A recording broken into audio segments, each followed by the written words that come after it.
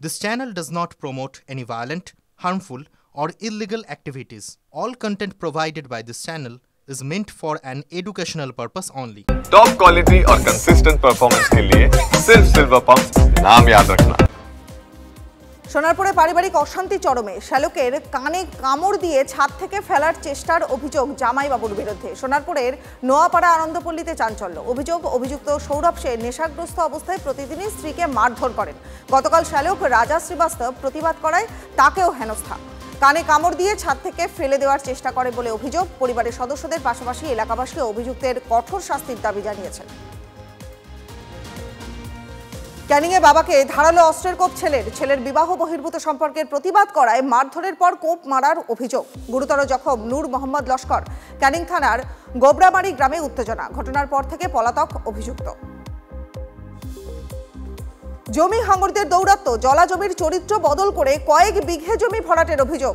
জ্যাংড়া হাতিয়ারা ২ নম্বর গ্রাম পঞ্চায়েতের সরব স্থানীয়রা জলা জমি ভরাট করতে গিয়ে পঞ্চায়েতের রাস্তা এবং নিকাশি নালা জমি হাঙ্গরদের গ্রাসে চলে যাচ্ছে বলে অভিযোগ। ফাটল ধরছে আশেপাশের বাড়িতে। রাজারহাট নিউ টাউনের বিধায়ক তাপস চট্টোপাধ্যায়কে লিখিতভাবে অভিযোগ দায়ের। 14 ফুট কমন পেয়েছে রাস্তা, কোম্পানির জোর জবরদস্তি দখল করে মাটি ফেলে আমাদের রাস্তাটা চলাচলটা বন্ধ করে দিয়েছে এবং ড্রেনের জল, কলের জল সেগুলোও বন্ধ করে দিয়েছে।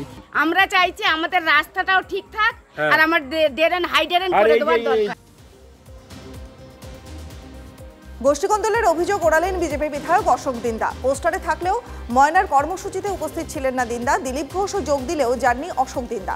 ওটা দলের কোনো কর্মসূচি ছিল না, দাবি বিজেপি বিধায়কের। ঘটনায় কটাক্ষ করতে ছাড়েনি তৃণমূল।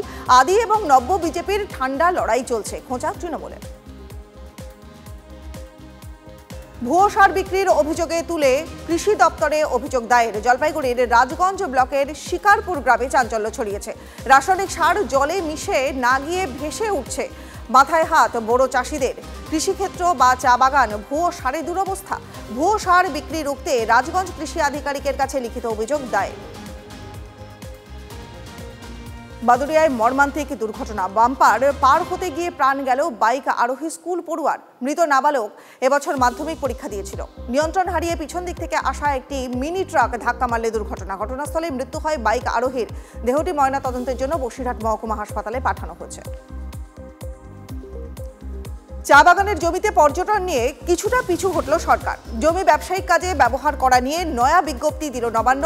বাস্তব পরিস্থিতি বিবেচনা করে সিদ্ধান্ত নেওয়া হবে। ভোটের আগে উত্তরের চা বলয়ে টি ট্যুরিজম নিয়ে রাজ্যের সিদ্ধান্ত বুমেরাং হতে পারে বুঝেই কি সিদ্ধান্ত নিয়ে কিছুটা পিছু হটল সরকার, প্রশ্ন বিরোধীদের। শুরু হলো গড়িয়া বইমেলা। চলতি বছরে দ্বিতীয় বর্ষে পড়ল এই বইমেলা। উদ্বোধনী অনুষ্ঠানে উপস্থিত ছিলেন রাজ্যের মন্ত্রী অরূপ বিশ্বাস, সাহিত্যিক শীর্ষেন্দু মুখোপাধ্যায়, কবি শ্রীজাত সহ টালিগঞ্জের বেশ কয়েকজন কলাকুশলী। নামজাদা প্রকাশনী সংস্থার স্টল গোটা মাঠ জুড়ে। এছাড়া বইমেলার সঙ্গে খাদ্য মেলার আয়োজনও রাখা হয়েছে।